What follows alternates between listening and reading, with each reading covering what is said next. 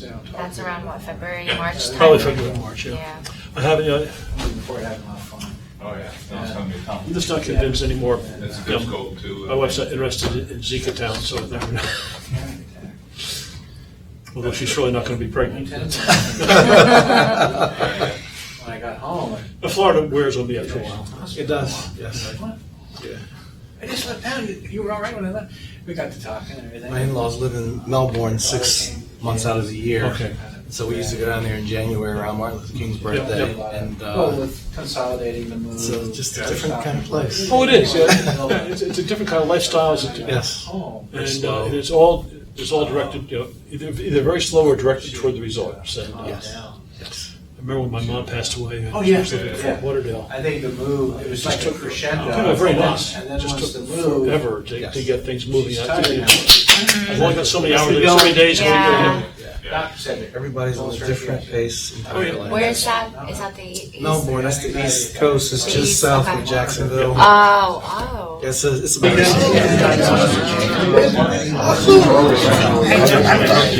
Save the seat.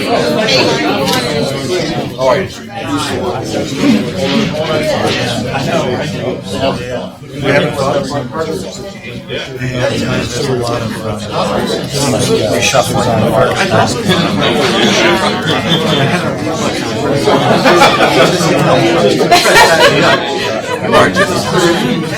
Did you get my email? How are you, sir? Did you get my email? I did not get your email. How are you? I said on Channel 69, I said you were by far the best dressed person there, and I think you sounded better than everybody else too.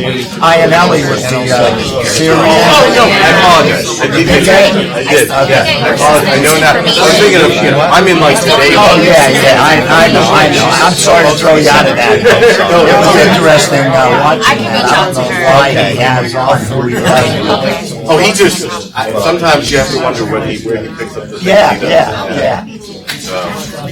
Okay. But you look good. If nothing else, you look good. Yes, it is.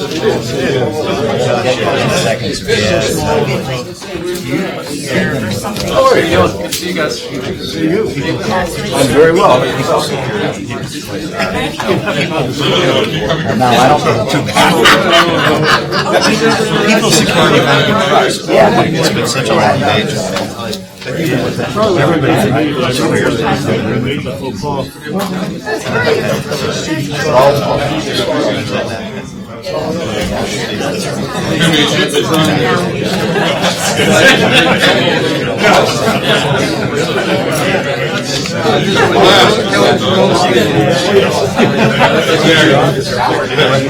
Good evening, everyone.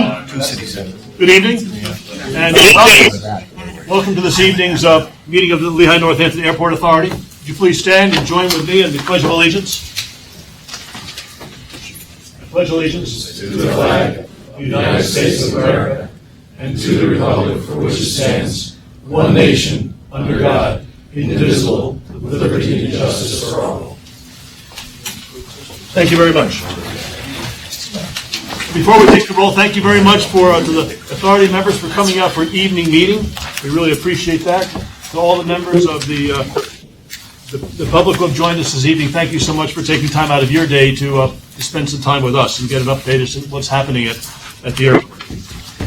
Sylvia, please take the roll. Yes, Mr. Chair. Ann Baum.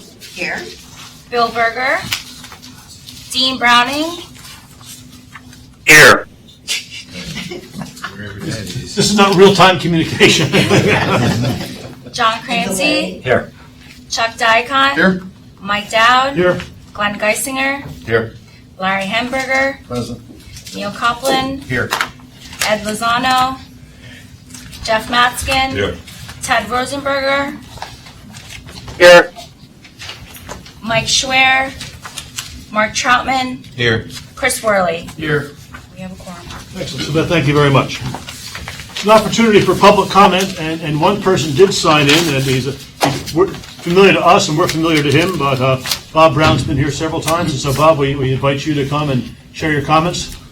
Well, I only did that in the event I heard something I wanted to be able to speak. All right. So if anything comes up about Braden's Air Park, It will. maybe I can make a comment then. Sure. Be happy to. Okay, but I don't have anything to say now. Thanks. Does anybody else have an opportunity for public comment? Well, then, thank you all again very much. Let us move on in the agenda. The minutes, actually, minutes of two meetings to share with you. One, the August 18th special meeting, and then the October 30th August 30th board meeting, pardon me. And so may I have them, they're both, those minutes were all distributed to you electronically. They're also available here and available on the authority website. Do we have any additions or corrections to any of those minutes? May I have them appropriate to accept both at the same time? Do we need one motion? No, I think one motion will suffice. All right. Can I have a motion to accept the minutes of both August 18th and August 30th? So moved. Ann, thank you very much. Do we have a second? Second. Mark, thank you. If there's no more discussion, all those in favor, please say aye. Aye. Any opposed? Aye. Thank you all again very much. First of all, let me say, this part of public recognition, Charles had the opportunity to be interviewed on Channel 69 this morning, talking about leadership and leadership techniques and leadership talents in the Lehigh Valley, and he was there with Hasiel. And so I just want to congratulate you for doing that and getting good publicity for the airport. Thank you, Mr. Chairman. Reports of the committees. Dean, you're with us by phone. I understand you're going to present the Treasury report and then defer to Todd to take us through the pension obligation. So the floor is yours. Yes, thank you. All right, and did I hear you say that my voice was not coming through that well? No, you're fine. It's just there's an electronic delay, so I was being a bit facetious when I said it's not real time. There's a 2 or 3, maybe a 1 second lag between, I think you're hearing us and we hearing you. But otherwise, it's fine. All right, so that'll give Savette time to edit my remarks then, I guess. She's got the power of the pen. Yes. As usual, I'd like to start with page 5, the monthly traffic reports. As you recall, last month we had a slight downturn in traffic. That has been erased. We had a very good month traffic count in August. Almost 68,000 passengers. That's the most we've had in the past 13 months, and really the third highest month that we've had in the past 4+ years. So traffic seems to be going in the right direction. And with that, if you would turn to page 3 of your package and take a look at the year-to-date statement of income. Again, as usual, I just want to go through and give the highlights. If there are any questions, we can answer those at the end of the report. But basically, for the 8 months year-to-date, if you'll take a look at the top of the page and go down to the line that says total operation income, for the 8 months year-to-date, our operating income is a bit more than $4.4 million. That is $280,000 better than budgets on a year-to-date basis, and almost $313,000 better than where we were this time last year. If you want to look at the detail behind that is on page 10, and there's a verbal reconciliation or walkthrough on page 9 that will give you the details. But in summary, revenue was below budget on a year-to-date basis, primarily because of a shortfall in ground handling, but we more than made up for that by having expenses favorable to budget, and that was due to favorable headcount. And also, we had significant savings due to the light winter that we had this year. So we saved on heat as well as activities to keep the runways clear. The net of that, as I said, is that on a year-to-date basis, on an operating income, we are $280,000 ahead of budget. One other item that I'd like to point out on the sheet, if you'll go down to about halfway through the sheet, the bank balances as of August 31. You'll notice that we had $9.8 million in our checking and cash on hand in our bank accounts. That might seem like a lot of money that we have to spend, but if you would go and keep that number in mind, and go to page 19 of your handout, which is the rolling 12-month cash flow projections, you'll see in the upper left-hand corner, beginning cash, a bit more than $9 million as of September 1. So if you go down to the bottom, this is really what I wanted to point out on this. Even though we've got $9 million in cash, we really don't have that much excess unrestricted cash available to spend. For example, we've got a bond reserve that we need to have of $3,161,000. We've got other cash that's restricted for AIP use only. That's $2.2 million. So at the end of September, we're projected we'll have roughly $3.1 million of unrestricted cash. We should go forward just 4 columns to the right of that to the end of December, or year end for us, we'll have $2.7 million in unrestricted cash. I wanted to highlight that because I know later on in the meeting we're going to be talking about the grading financials, and as we look at those, some of the options in there call for a considerable amount of cash to be spent. I just want to point out by going through this that we don't have a huge amount of unrestricted cash that's available for us to spend. Thank you, Dean. And with that, are there any questions? What did you think? We're getting some ideas, Dean?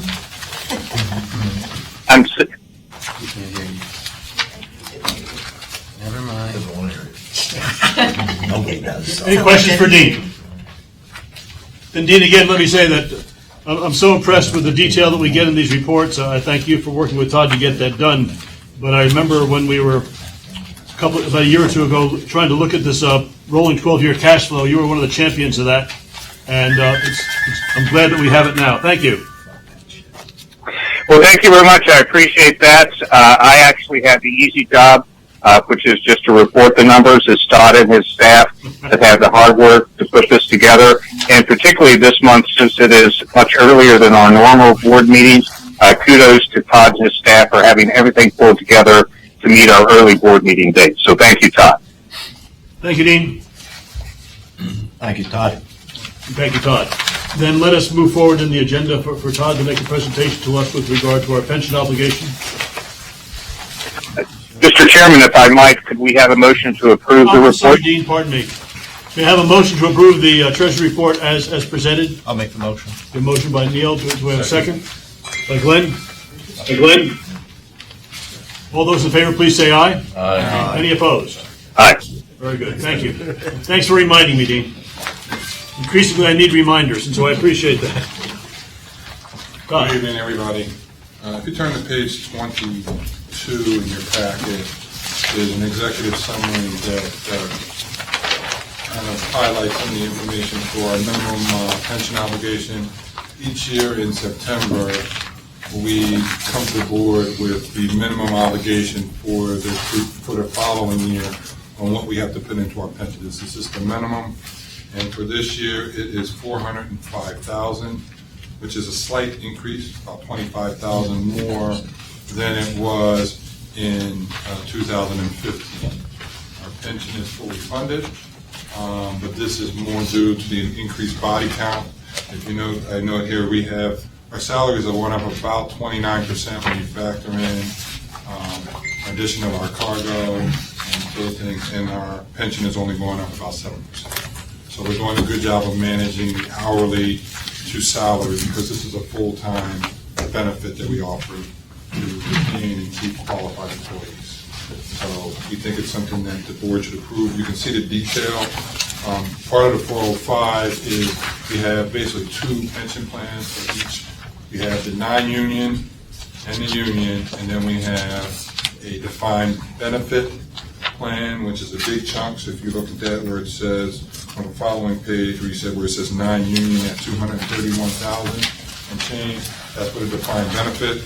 The 115 for the union is for the defined benefit, and then you have some smaller severance type plans that we offer as well. Again, when you look at our overall benefits package, we're trying to stay competitive and retain and keep qualified employees. So it's not unreasonable. Any questions, concerns? On the union, is that a negotiable item when the contract expires? The pension is, the whole contract is negotiable, but that's something we offer to our employees, yes. Any other questions? Any comments? I'd just like to commend the authority on being fully funded in their pension. It's not a common status that we hear about, and so kudos for that. We feel good about that because most plans are not really funded at all. And it's something we feel really good about. That's You should. outstanding. Well, again, I think that's kudos to this authority, because for several years, there was no real maintenance done. I think it was into Mark's term as chair that we began pushing to get a committee focused on dealing with pension. Dean volunteered to chair that, and has done a remarkable job. But so we've changed firms and so on. So again, to the authority in general, I think that's a good deal. And Mark, thanks for the leadership in that regard. Thank you, Mike. I remember going through county budgets, Glenn, and the pension obligation was always a larger issue than this, that's for sure. Yes, it is. I wish Northampton County were 100% funded.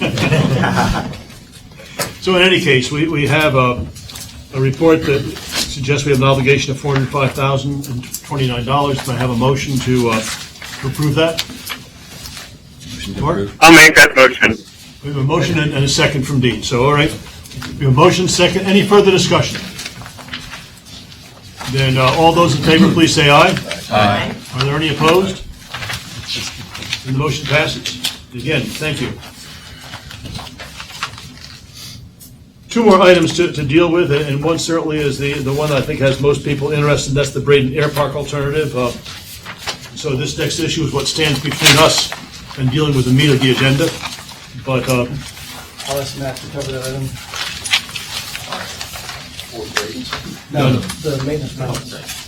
I'm sorry. Thank you. One more time, I confused the issue. If you'd like to handle Braden, that'd be fine. No, this one's good, thank you. We're asking the board to approve the basic terms of a permanent agreement with the new maintenance provider set to begin at Queen City Airport on October 1st of this year. David Van Allen, who I believe is in attendance tonight, approached the staff after the town hall meeting at Queen City earlier this summer about building a more robust maintenance operation and a maintenance base at the airport. He has secured financing through local banks and the Allentown Economic Development Corporation. The agreement would be with Van Allen Airmotive Incorporated. The initial term is 1 year with 3 renewal terms of 3 years each for a total of 10 years. The premises would encompass over 10,000 square feet of bulk hangar, office, and shop space for an annual rent of nearly $53,000 and 4% annual increases. We're really excited about the opportunity, and again, we ask the board to approve the basic terms of this permanent agreement. What did you say the initial term is? 1 year and 3 renewal terms of 3 years each. And what are the specifics of the renewal terms? Like so much notice? Some of the details are still under negotiation, but I believe that we are talking about, for the initial term, 180 days. Is that right, Dave? 180 days, and then thereafter, 90 days. The other way around. 90 days and 180. And that could swing both ways for Mr. Van Allen's company and the airport? Correct. This is the Queen City, correct? Yes. But how about the current folks, Gateway? They'll be gone, is that correct? Their space will be reduced so that they can focus on the core business, which is the flight school operation. But they will have space in the lower hangar and some other areas as well. Is this new organization, can they handle piston aircraft as well as jet aircraft? Piston, Dave? Yes, and light turbine work. Okay, good. Piston and light turbine work. Okay. What type of experience do you have, Mr. Van Allen? Have you been doing this business for a while? Some other place? Yeah, so uniquely, I've been involved in Lehigh Valley business. Just stand up, please. I think. Yep, I'm sorry. Not at all. Please. Thank you, Mr. Chairman. I've been involved in Lehigh Valley business for about 35 years. The aviation maintenance business itself is new to us. However, we have a relative, his name is Johnny Stinson. He's run Palm Beach County's largest maintenance operation down in Florida for 45 years. Johnny is our subject matter expert. He is helping us with the general aircraft maintenance ebb and flow. However, from a business standpoint, we're 100% confident that we can operate a business that will be all-inclusive of the aircraft around Queen City and transient aircraft, and we'll help to grow that. Do you have a target staffing in mind? Are you going to start off with a certain amount of people and expand if necessary? Yes, sir. What's your plan? We have 3 people already that have given us an indication that if everything were to go as planned, that they would come on as employees. We have a training program that for new employees that we're working with Palm Beach, with Palm Aviation. We'll actually use that facility, which is much larger than the facilities we have here in the area, to send new people down to spend some time in West Palm Beach, which I've gotten no resistance from, by the way, to do a little bit of training to help us make sure that the people that we're bringing in are quality individuals, they fit into our culture of inclusiveness, and that they're safe. Following up on the safety issue, is your company going to be responsible for indemnifying and holding harmless the authority if somebody screws up? Yes, the contract language has indemnification clauses built in that would protect the authority. Okay. Well, I wish you luck. Thank you very much. And I'm assuming to be licensed A&P mechanics, not working under an umbrella? No, there'll be A&P mechanics and A&P mechanics with inspection authority. Okay. Who was performing these tasks, Charles? Brett Snyder was performing his tasks with Gateway Aviation. I believe this will be an upgrade and a better service for our tenants. Yes. Yeah, that was going to be my question. Was there any sense of how the tenants are feeling about the change? Like, have they commented at all? I know, Jeff, you're a tenant, but it seems like you're just kind of finding out, I guess. Pretty much. But I just wondered if any of the tenants were nervous about it, commented about it. This was discussed during the executive committee meeting, and both Bill and Ted did support the change. Yep. Yeah, Ted's up on there somewhere. Yeah, Ted's with us. I started to say up there. I'm here. So, Ted, you're comfortable with this? Yeah, I'm actually quite excited about it because I don't have any place that I've been using on field for any of my aircraft at the moment, and I had a great long conversation with Dave, and I'm very supportive, and I think he's going to do a great job. He's a smart guy.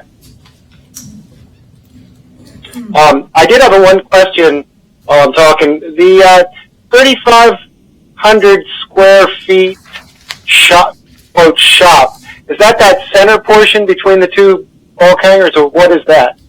It is. Okay, so that's going to be cleared out of project aircraft, and that's going to become more professional space as part of this, or? Yes, it is. Okay, that's exciting. Great. So, may we have a motion to proceed? So moved. Jeff, do you have a second? Second. All right. Any further discussion? When all those in favor, please say aye. Aye. Any opposed? Thank you for spearheading that for us. I think also it's appropriate, probably a good idea that we get the input from the members of the authority who have planes there, planes based there and familiar with it. So I appreciate that, Jeff. Thank you. And Ted, thank you. Well, actually, you probably have some people right here. We have some right there, more, I would say on the authority, but certainly more back there without question.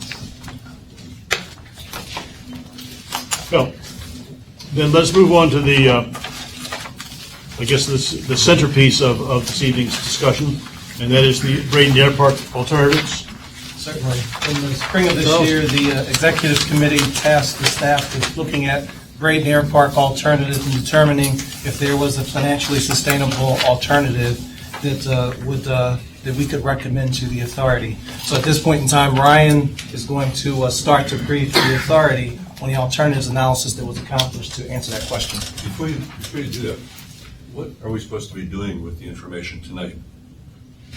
I think tonight, listening to it, hearing it, coming up with questions, I think ultimately my goal would be that we would come back to the next meeting of the authority, the November meeting of the authority, with a resolution that would outline some steps and procedures of moving forward. I think it's important for us at this point to hear the report and to realize, and I think for the general aviation community, for the tenants, for the counties, and for Forks Township to in fact also have some assurances that we are doing our due diligence and we do plan to move forward and at the moment, I shouldn't say at the moment, it is our commitment to move forward with improvements at Braden Airpark to better serve the GA community. And I think they need some sense of assurance, and so I'd like tonight to have us, in a general sense, say this is a path to move forward, this is where we want to go, and then be prepared to come back at the November meeting with part of the October meeting with a resolution that would outline a variety of things. So we won't be taking any actions. I think other than nodding nicely, I think. Questions. Is that fair? Does that meet our? I would, my only comment to that, Mr. Chairman, if I may, is that the County of Northampton and the discussions that I've had with my peers on its council and with the administration is that the county is committed to working with the airport authority on the continued development of Braden Airpark. And we are grateful for the efforts that have been put in by the staff and by this board. And we will continue to work with the airport authority moving forward, that as improvements are necessary, that it should not be ruled out that discussions with the county as we enter the budgeting process shouldn't be ruled out for the airport. Certainly appreciate that, Glenn. I think that's really important. And I think before we can, move forward much further, we need to have a plan with which we can go to both bodies, certainly the county, and say this is where we plan to go, and these are the financial resources that will be required. Very well. Thank you. Thank you. I just thought a couple of us thought might be inappropriate, since we've got two key members of the authority not here this evening, as well as I think people need some time to digest this material since they really haven't seen it before. So Ryan, you're on. Great. So with that, as we mentioned, we've been talking about this in some executive committee meetings, but we wanted to go over the summary with the entire board and kind of go through just basic why we went through the study, some of the design criteria we were looking at, and then Frank Kalka, one of our planning consultants, will be going over the alternatives and going down through the recommended next steps. And we also have Mark Champney of CNS, who's a consultant that put together the report. So any technical questions that we can't answer, he's definitely available as we roll through this. So just moving in, the big thing, the objective of the study that we really wanted to do is look at an alternative that could really substantially make Braden financially sustainable. So with looking at that, we look at the airport design standards. We make sure that the improvements that we're going to be make will meet the standards with PennDOT for safety, as well as the technical piece of it. And then just really looking at the technical and financial feasibility of the alternatives. So we've always had an idea of some capital improvements, but the financial piece of it we wanted to include, and a lot of the alternatives that we look at take those into account with leasable land and those kinds of things. So really, as to where we started looking at, or what we were looking at, is the PennDOT design criteria A is what the category that Braden's currently classified as. The minimum runway length required is 2265, runway width is 50, and all these items here is what we use as kind of our base case moving forward through all the alternatives. So with that, I'll hand it over to Frank to go through it. Thank you, Ryan. Good evening, everybody. As Ryan mentioned, once we set up the objectives for the work, we had to take a look at the variety of solutions we could put forth to meet the objectives and ensure that we could have a development alternative that would work both technically and financially. The first alternative, which is where we always start, is what currently exists today, the status quo, which we use to compare the alternatives against. So you can see the existing runway is outlined in green, and the facilities are to the top or the east of the field. There's approximately 75 to 79 acres of property, and the highlight of the purple on the graphic are steep slopes that would not necessarily be available for development of any particular use. From there, we took a look at developing the east side of the runway of the airport as it's currently configured. And in doing this, we were looking at opening up property that would be available for leasing and or sale. And in this particular alternative, we had approximately 6 acres on the northern part of the core development and approximately 7 acres to the south. And these were the two major parcels, with approximately 31 acres on the west side that would be available in the future for either leasing or possible sale in the future once the long-range development plan was identified. In the ultimate build-out, alternative 2B, you see what the ultimate facility would look like, where we could extend the runway to 2,265 feet. On the northern portion, you'll see part of the runway is in red. To meet PennDOT criteria, as soon as we ask for their money and they give it to us, they would say, well, now you've got to meet the criteria we've established. As long as we didn't touch the runway, the situation was fine pretty much as it is. It's like a pre-existing non-conforming use. As soon as you touch it, all the rules change.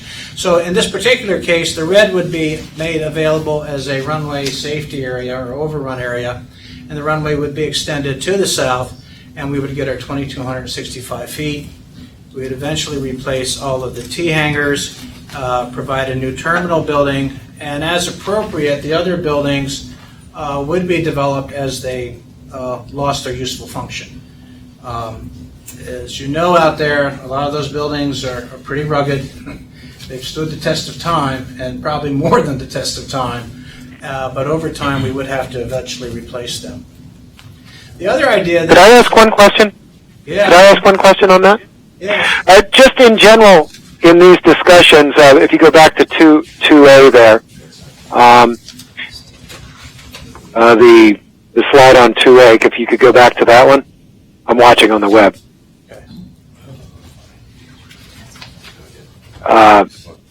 Sorry.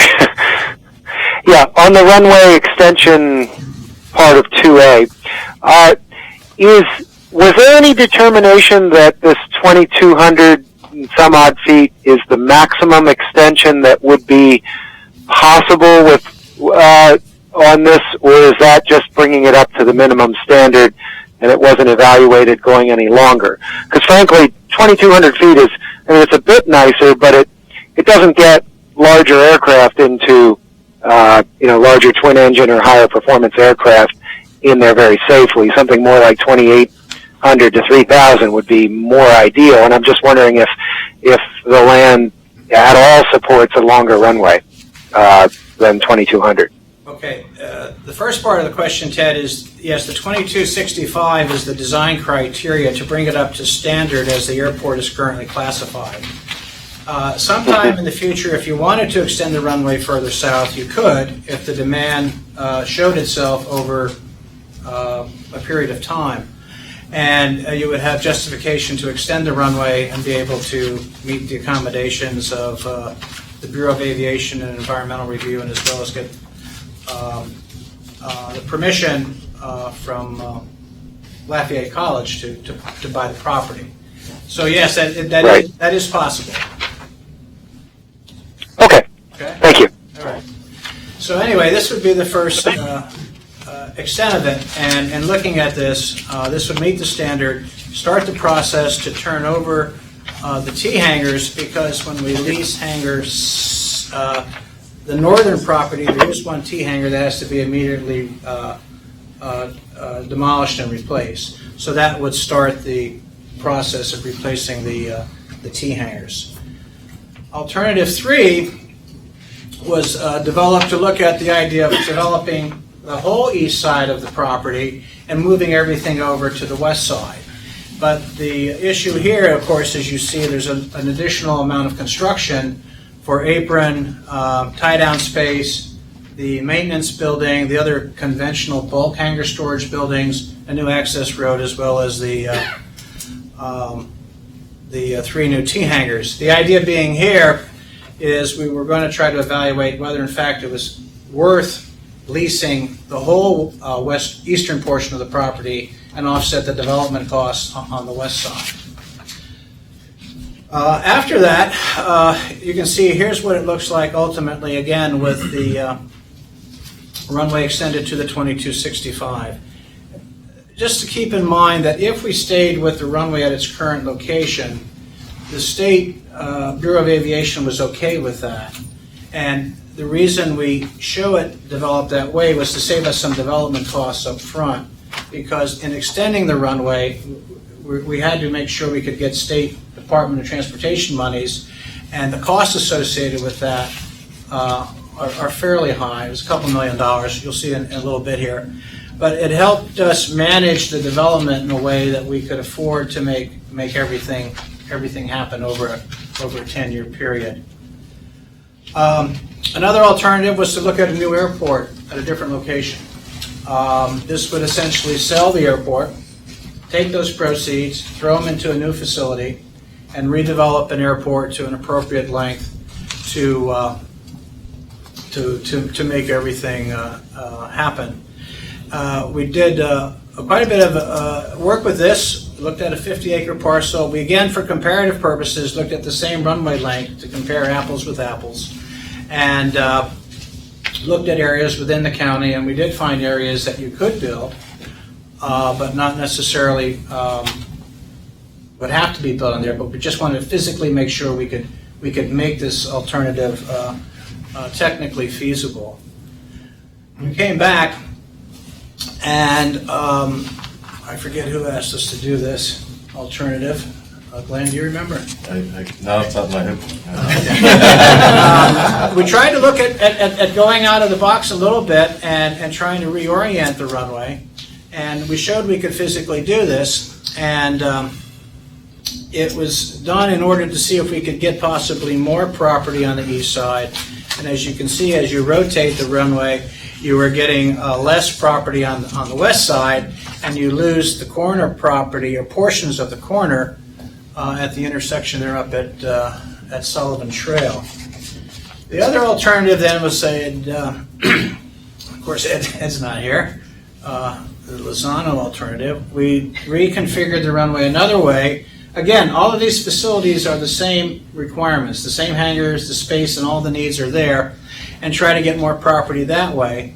As you can see to the west, which is the bottom end of the slide, we run into more of the topographic elements that would cause a higher cost because of engineering, and we also would disrupt on the east side, the southeast side, the grounds up at the Lafayette Field. So those would also have to be replaced and reconstructed, which would add quite a bit to the cost of the development. There we go. So, when we took a look then at the estimates, the no-build alternative had approximately $35,000. This was just to maintain the airport as projects became apparent to the airport. Some of the projects we did last year, based on the Braden Town Hall meeting, putting in the rotating beacon, some of those projects, they would just go in as a kind of unneeded sort of basis. And the east area development, in the short term, we had an investment of about $2.73 million, and ultimately the 5.88. The majority of that 5.88 is on the runway extension. The hangar would run, the two hangars would run about $1 million apiece, the 10-unit hangars, and the runway extension is about $3.8 million. When you go to the west area development in Alternative 3 and you move everything over, the hangars, fuel farm, new apron, new entrance road, the storage hangars, you can see the costs go up. And in the short term, you have almost a little over $9 million to make that first switch compared to the 2.73, and ultimately you would have 4.64 million, which is somewhat comparable to the to-be ultimate, because there we're still extending the runway, but we put in an additional hangar in the short term to carry all of the aircraft over in the first phase, since we were getting rid of that middle portion of property on the leasing side. The airport relocation alternative was $16.5 million. The northeast to southwest runway was 14.8, and then the southeast to northwest alternative was almost $18 million. So those diagonal runways just cost a lot more money with the engineering and making all of that work. So in the course of trying to, okay, where do we do with all these pros and cons, pluses and minuses? We took a look at all the 6 alternatives and we ranked them. And in the course of doing that, looking at a variety of factors, the technical requirements, the wind coverage, the actual obstruction removal, the development costs, some of the financial, social disruptions that would come with buying the property, relocating facilities, things like that, to relocating the whole new airport and all the headaches that would come with getting township approval, permits, environmental reviews, and everything like that. We came up with a rating scheme where alternative 2 was ranked number 1, alternative 3 was ranked number 2.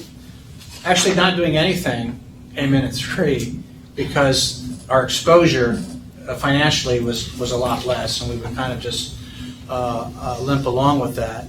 And then alternatives 4, 5, and 6 finished last in the ratings because of the overall development costs, and we would have been unable to get a return. So when we took a look at this a little closer, we just came looking at the feasibility of things, especially on the financial side. 1, 2, and 3 were the primary alternatives that made the cut. 2 and 3 specifically, because although no build you can compare it against, and it's nice, but that wasn't going to be acceptable to either the staff or the board. And the other 4, 5, and 6 simply are not economically feasible because of not only their development costs, but the amount of revenue they would generate to offset those costs. I think it was very important for us to make sure that we could have this alternative be developed that would work for everybody. What happened then was we had an appraisal done of the airport property. As Ryan mentioned, this initially started when we got 2 unsolicited proposals for Braden Airport. One came in at $6 million, the other one came in, I think, at $7 million. And I think got $7 million on the table. What are we going to do with this? Well, maybe we got to take a look, see what's going on out there. So anyway, we got an appraiser from one of the appraisers we use on a regular basis who's familiar with the real estate area and the market. And as you can see, she estimated that the current value of the airport is almost $15 million, almost $205,000 an acre. The airport authority's share of that is $7.4 million. If it were rezoned. Oh, yes, yeah. That's fundamental. Yeah, the appraisal was based on the assumption we would be able to change the zoning to the highest and highest. Employment center, which is. All right. Frank, you want to talk about why it's $7.4 million? Yeah, what is that LNAA share? What Okay. does that mean? In the acquisition of the original airport, PennDOT contributed half of the grant amount to purchase the airport. One of the assurances that PennDOT stipulates is if you go in the future and sell the property at fair market value, we are entitled to the percent of the money we contributed to the initial acquisition. What was that? How much? It was $4 million, and they gave us 2. They gave you 2? Yes. So Would that stipulation apply if a new airport were to be built with the proceeds? well, we could. The stipulation, Ted, is we could use the proceeds. Yes, we would still only get the 7.4. Oh. PennDOT, as a matter of policy right now, would not consider funding a brand new airport in Northampton County by itself, since they think we have a perfectly good facility here.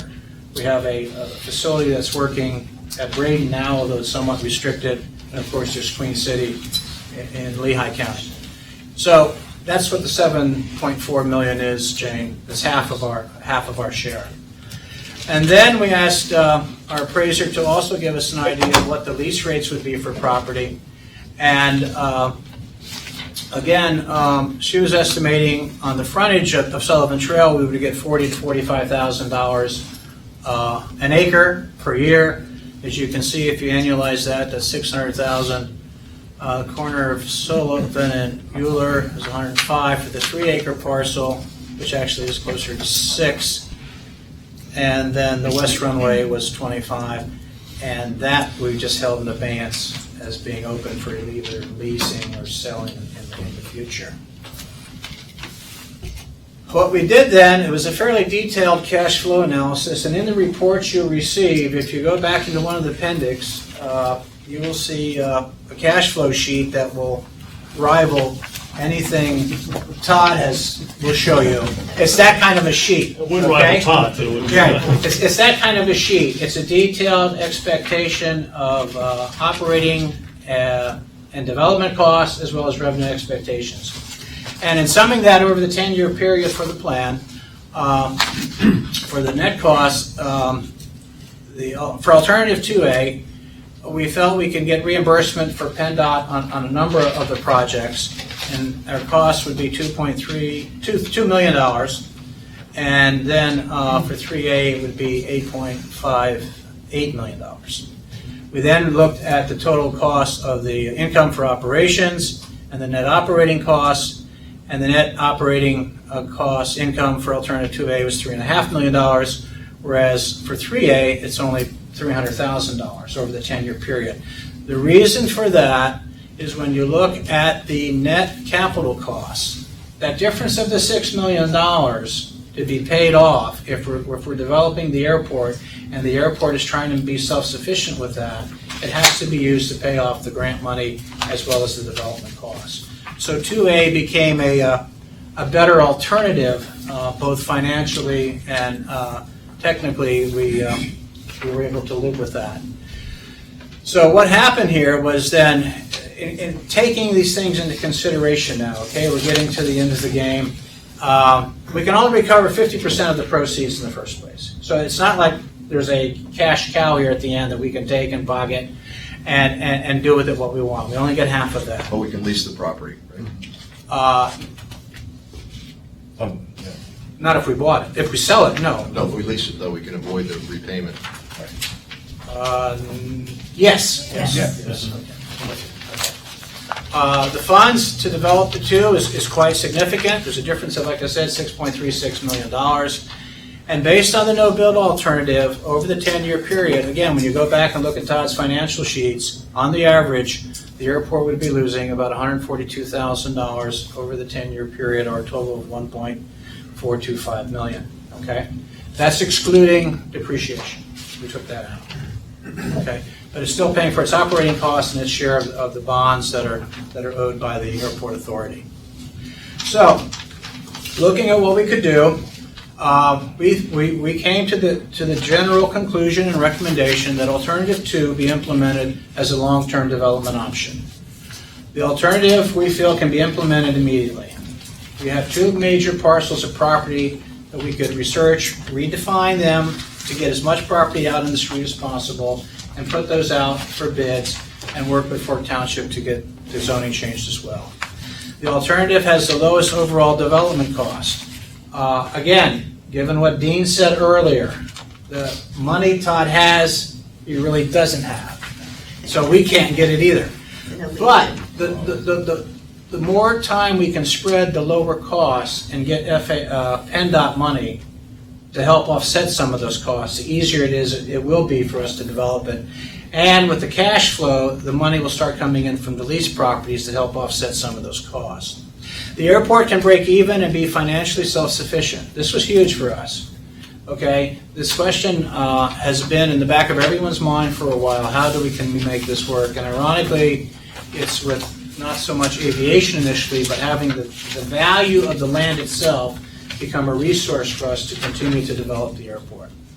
And the overall financial stability of the airport is improved. We have another major piece of revenue coming in that we didn't have before. It helps us a little bit stabilize the overall operation. I mean, think about it. You have all 3 airports. All 3 of them are making money.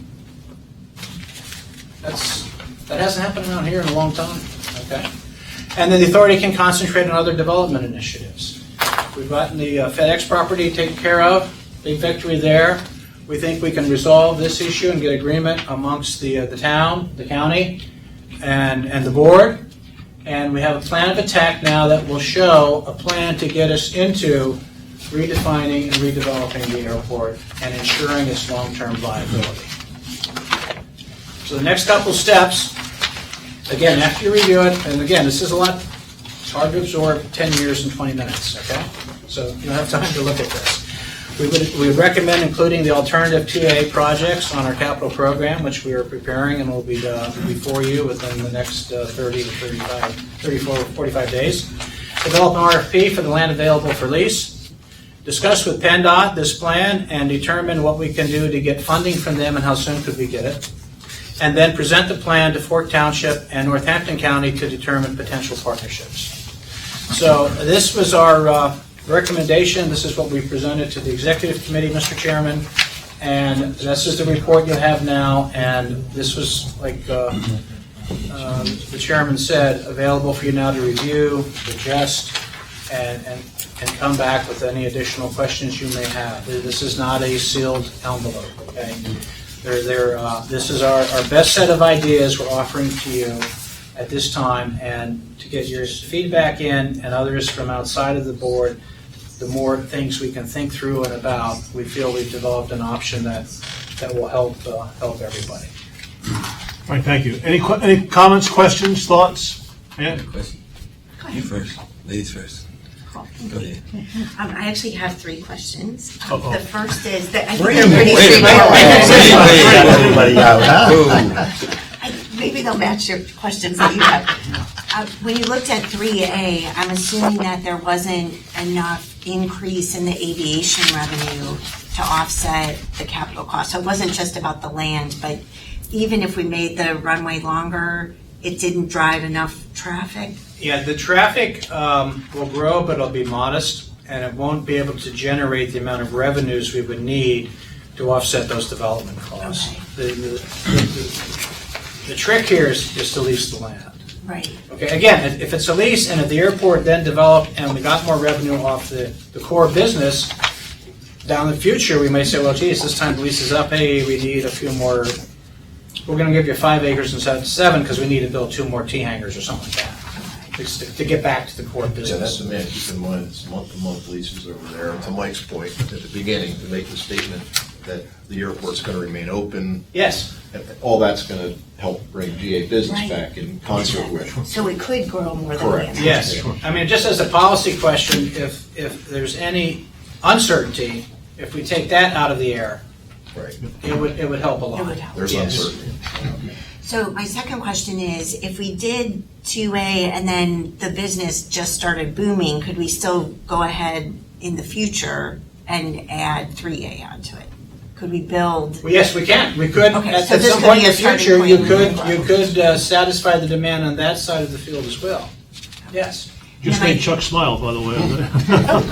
And then my third question is, do we think that there's a possibility that PennDOT would want to participate in 50% of the lease revenue, since they're technically a 50% owner? No, technically, we still own the land. Okay, so we Technically, it's own still it. airport property. Okay, good. Okay? You can lease, even with the FAA government, the FAA, you can lease the property at such time as you have an aviation use that you want to put forth to use that property, you can terminate the lease and use it for that. But as long as we control it, Great. and keep your sinking fingers off. Thank you. Okay. Once we look at it. Let me get Mark Mark was next. Larry. My question was... I'm a good traffic cop, so I can handle it. Thank you. The question was more on timetable, considering, construction season, flying season, disruption, while things are going on. Is there a kind of a preferred, if you work this thing backwards, when do we need to get started, or what, what's our schedule? Okay, let's say the board adopts the recommendation, okay? And starting in November, we can start putting together the paperwork we need to develop RFPs for the land leases. We then also need to talk to Forks Township and the county. Forks about the zoning, to see how much energy is going to be needed to do that, and see if they're receptive to that, okay? Because there is a restriction on the deed to extend the runway that Forks has at the southern boundary, as I understand it. And that, we have to get that talked out, but that's down the road, because until we decide to extend the runway, we don't have to tamper with that. But the idea is to get them to get receptive to the zoning, and we may then, in developing the RFP, ask the developer to put put his back to the strap there and work through the changes, because he'll be the direct beneficiary of it. Or we could work together with him. There are a variety of options, Mark, we can work to make those things happen. Just once we get started with, say, pavement, runway, is that, how much of a disruption will that be? Well, until we extend the runway, there'd be There's none. none. There'd be Just none. this part up on the end, we don't have to do. And then even at the Yeah. end of the runway, you can develop, you would limit some of it during construction, but as soon as you get out beyond the runway, there are some use restrictions for approaches on that end, for example, when they're working in the work areas. But that would be something we could manage, like on all the other construction projects we do out here at Queen City. Okay. Well, it was If green. we're that far, Mark? It was green, so I thought that meant money. Oh. So I was asking. Larry? Great minds think alike. Was that your question? Very similar, yeah, but I got the answer I was looking You know, I think the other thing is certainly we're lucky enough to have some very good friends. I think certainly Northampton County has indicated to us that they're interested in assisting us. We don't, we have to go there with the proposals what that assistance might be, but I think they've certainly shown that, and Glenn has paved the road for us in that regard. I think Forks Township has indicated an interest in keeping Braden open, so I think we have the opportunity to talk to them with the right plan. I think it's very difficult to get a township, having several of us have had that obligation in the past. It's very difficult to get a township to say yay until they know what the expectation is, and so I think that's appropriate.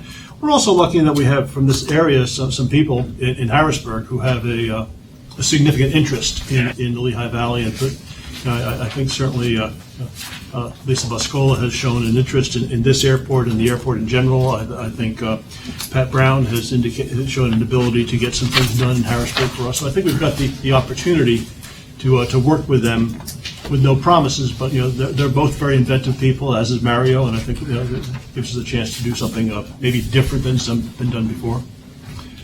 Anybody else, Bob? Would you mind? No. Oh, okay, thanks. It's a 10-minute limit, so it's. I know the 3-minute clock is on the board there.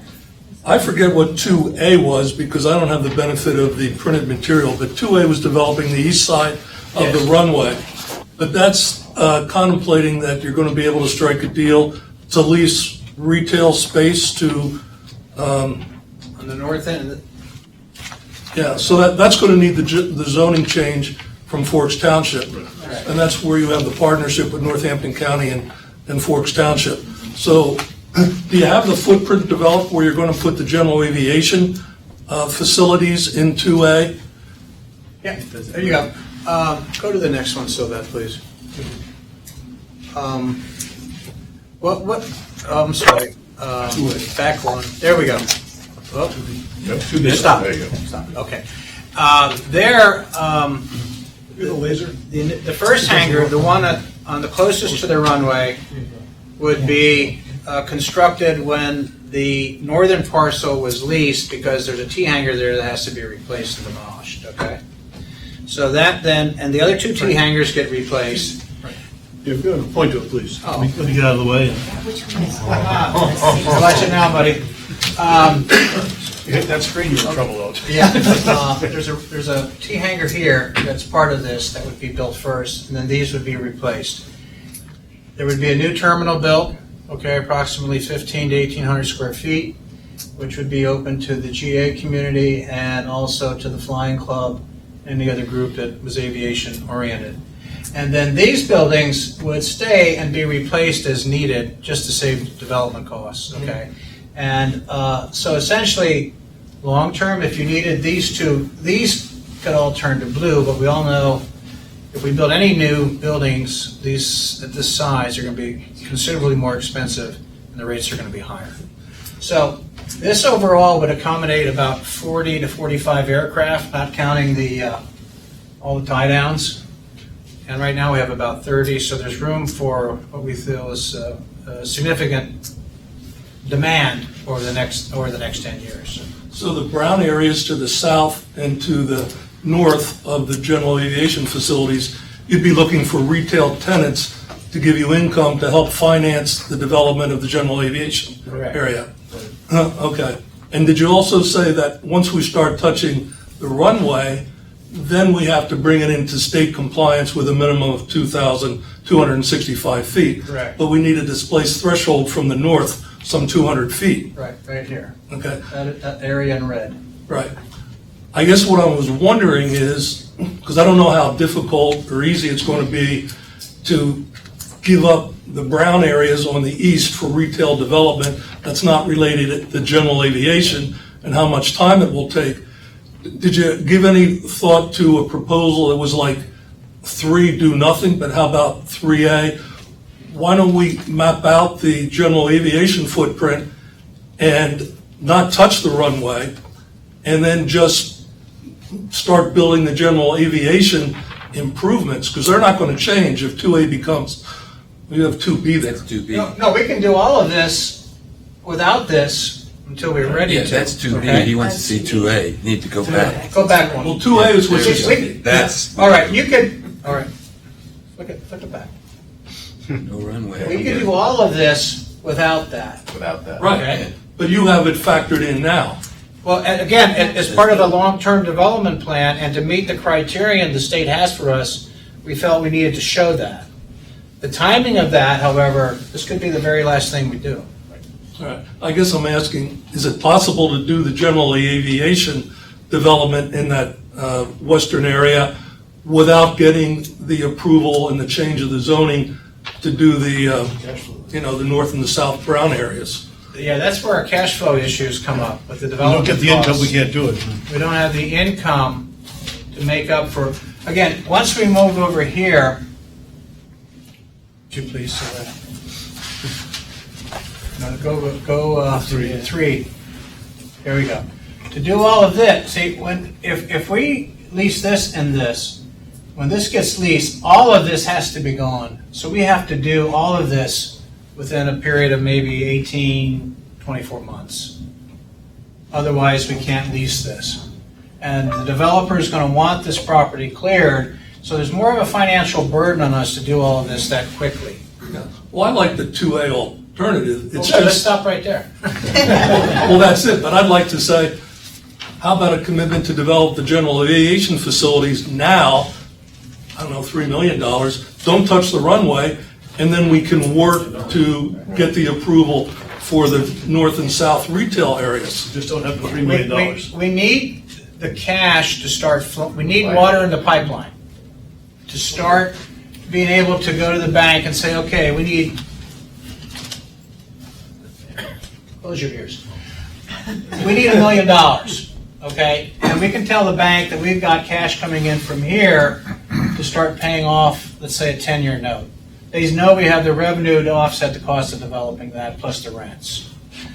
Without leasing the property, we don't necessarily have the $1 million because we don't have a source to back up the development. Bob, the thought is to make the statement that the airport will remain open, right? That's step one, to get hopefully people back that we've lost because of the uncertainty of short-term leasing and all that kind of stuff. And then with respect to the financial side of this thing, as he says, pursue some leasing. We have been, there've been improvements being done at the airport as we speak, right? Hangar door, beacon, sounds like little stuff that the fuel farm's operating. We're trying to kind of walk before we run with this thing.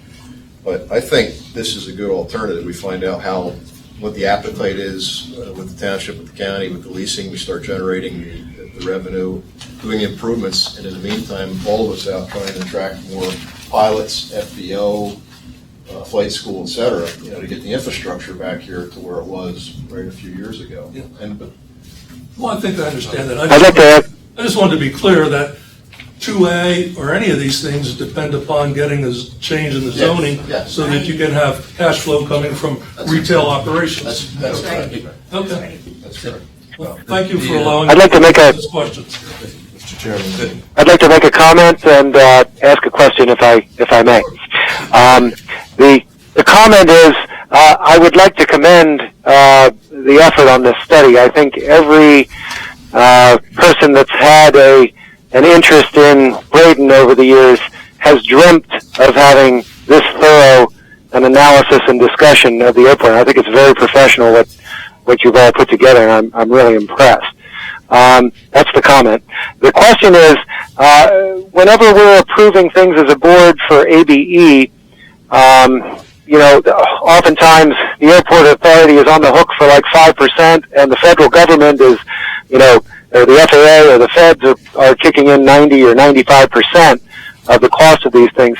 If we were looking at a runway extension or something like that, is there the possibility of getting that funded with any federal funds? Because everything that's mentioned in this meeting so far has been PennDOT, and I'm wondering if the federal government would offer anything for any projects at Braden. Okay, Ted, this is a non-federal airport. This is not part of the national system of airports, and our only source of funding is PennDOT.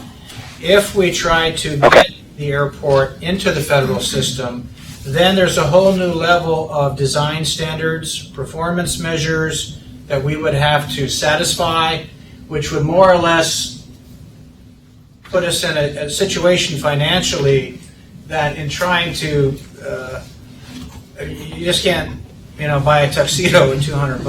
That's all there is to it. Is Queen City in the federal system? Yes, it is. Queen City in the federal system? Queen City is in the federal system.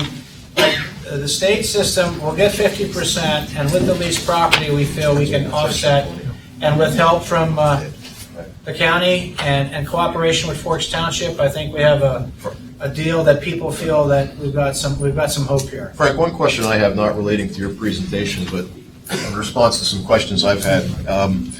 With respect to the existing FBO that's mothballed right now, that's in the budget next year to be demolished.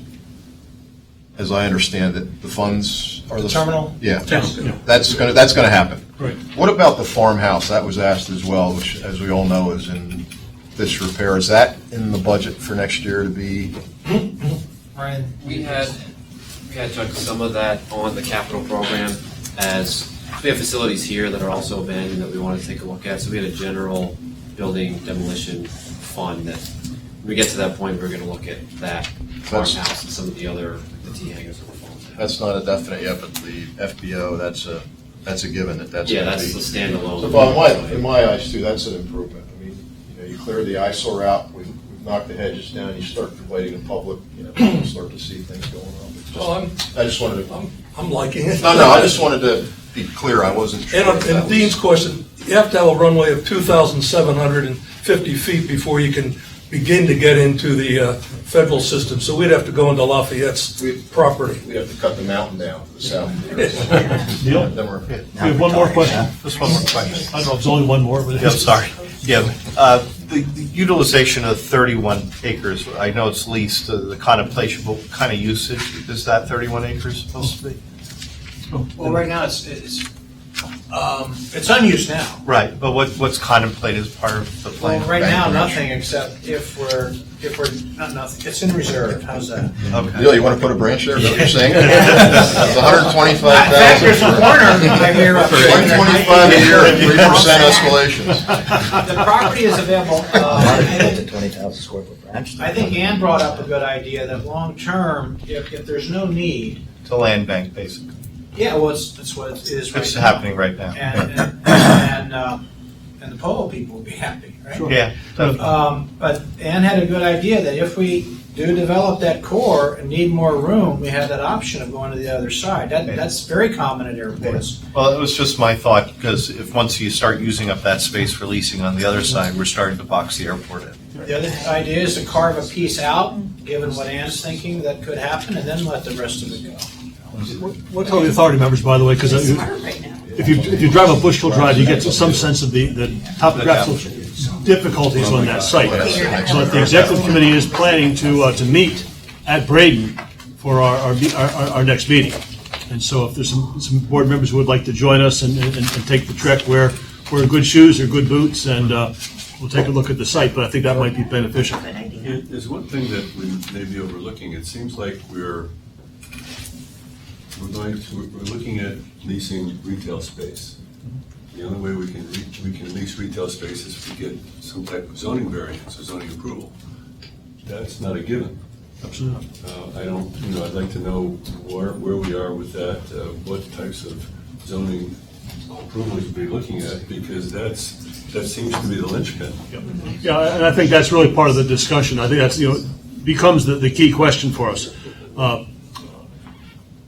My sense is, I shouldn't say my sense, I think the general sense is that Forks has been restrictive in development along that site, but in some conversations they've indicated that certain kinds of development might be acceptable, low rise, something of that nature.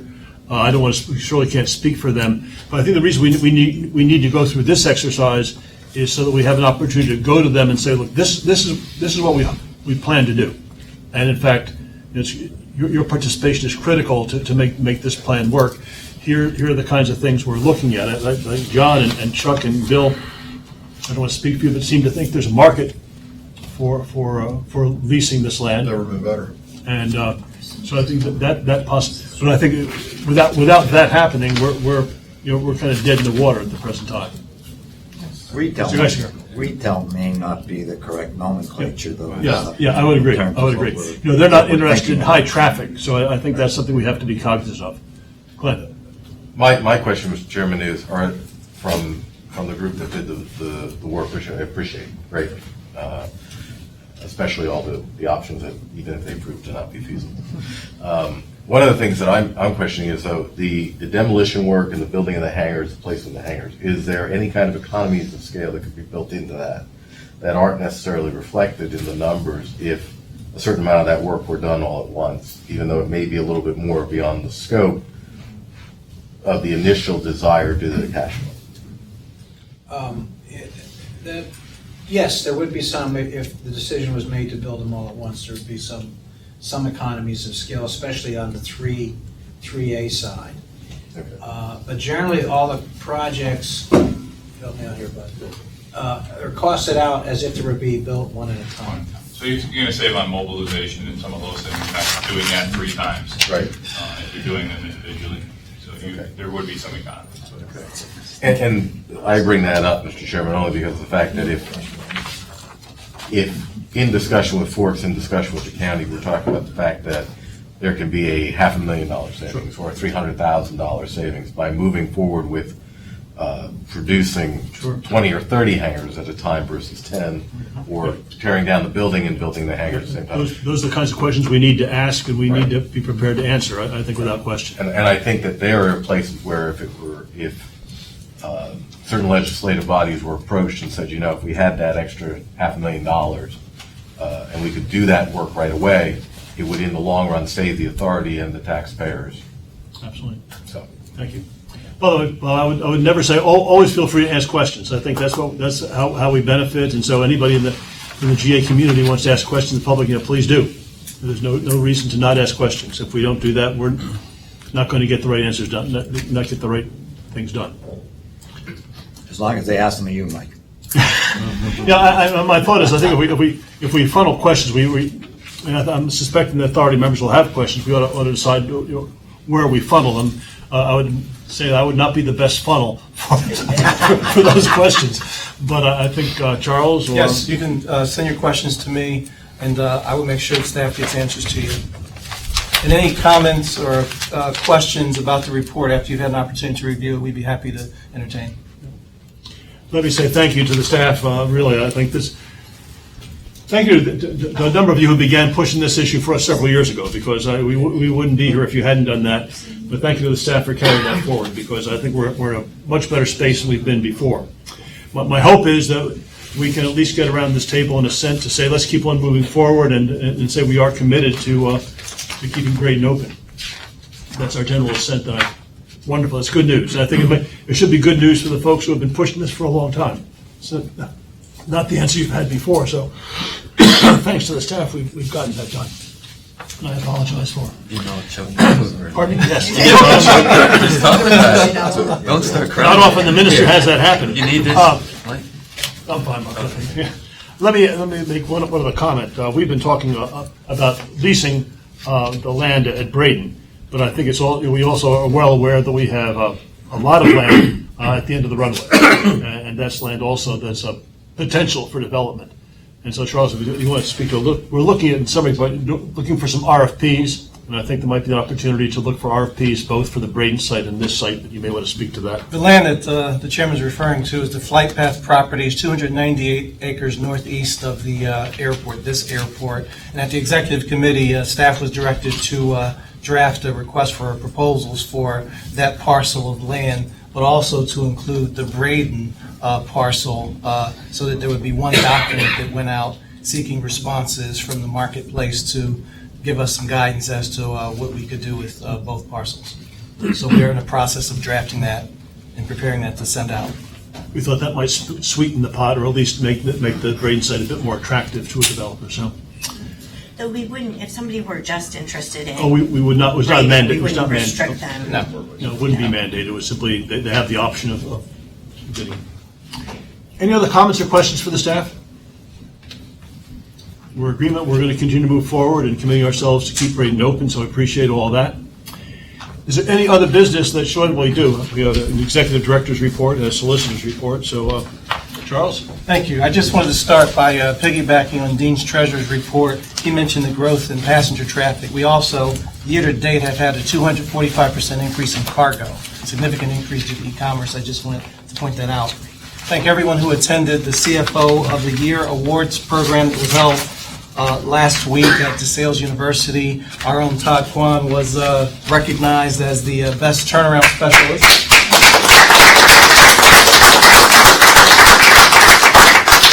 Dean Browning, our treasurer, was one of the finalists for the private company with revenues up to $25 million. So. No wonder we're doing well, is that right? How did Todd look, John? Excellent. About the same as he does right now. On Sunday, we had the polo match at Braden Air Park. Air Products and Four Winds Concrete had their match. Over 600 people came out for that event. That's great. It was a great afternoon. Appreciate everyone who supported that as well. Today, we had an unannounced inspection from the Food and Drug Administration. They actually look at our potable water cabinets and our aircraft labs, how we handle those kinds of things.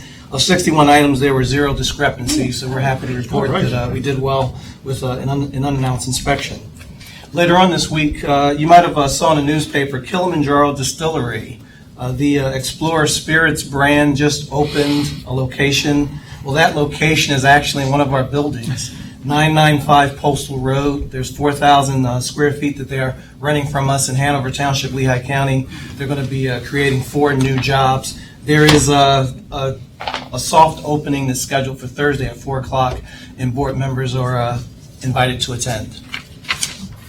Also, in terms of what's coming up, the Multimodal Transportation Center, the mobilization is starting next week, so Schultz will be on site, and we will forward information as to what closures are going to be necessary in scheduling. We're also collecting traffic counts on all of the airport roads so that we can prepare for the improvements to Airport Road outside the airport, so that if there's any necessary adjustments to our entryway, we can do that when the construction is being done next year. Lastly, Customer Appreciation Week is coming up the 3rd through the 7th of October. One of the key elements of that is the TSA pre-check. There were so many people who responded, over 600, that they decided to add a second week. So there will be a second week for TSA pre-check. If there's any questions I can answer, I'd be happy to answer them. If you want to do that, the process is really interesting. You know, they do once you're firstborn and so on, but it's a pretty easy process to go through. Is that for domestic travel only? That's what this one's for, only domestic. Yes. I think the federal is 150. Yeah, there's another one called Global Entry. It's about $150, I If you think. pay your $100, that you get both of them. Really? Yeah. Yes. It's a good deal.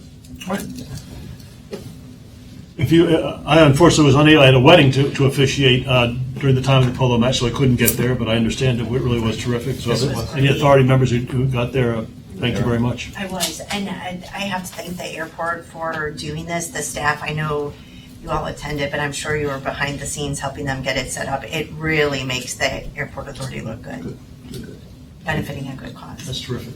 Did you go last year? I did. Solicitor. We received our rulings on our Lehigh County tax exemption applications. We received 13 total exemptions for properties that are owned by the airport. There are 2 partial exemptions and 7 were denied. There's 1 pending additional information before they can make the ruling. Of the 7 that were denied and the 2 partial, the reason for that is these are properties owned by the airport but leased, as I understand, for farming, and so they're producing income and therefore didn't qualify for tax exemptions. If that should change in the future, if those properties are not being leased, then we can go back and seek exemptions for those properties. So all in all, I think it was a successful effort. We end up with 13 exemptions that we didn't have before and 2 partial exemptions and a possible third partial exemption. The other matter is a rather minor one, but I'll report to you, one of our eviction proceedings has gone to judgment. We've obtained an order of eviction from the district magistrate, so that property is going to be available for rental again. Any need for an executive session? Not for me, though. All right.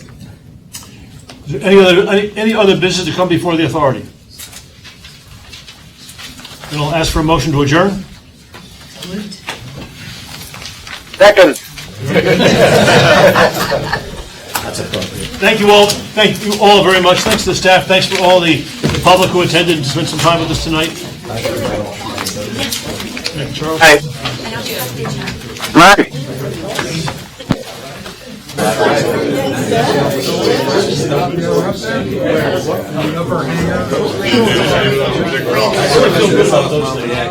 Thanks so much.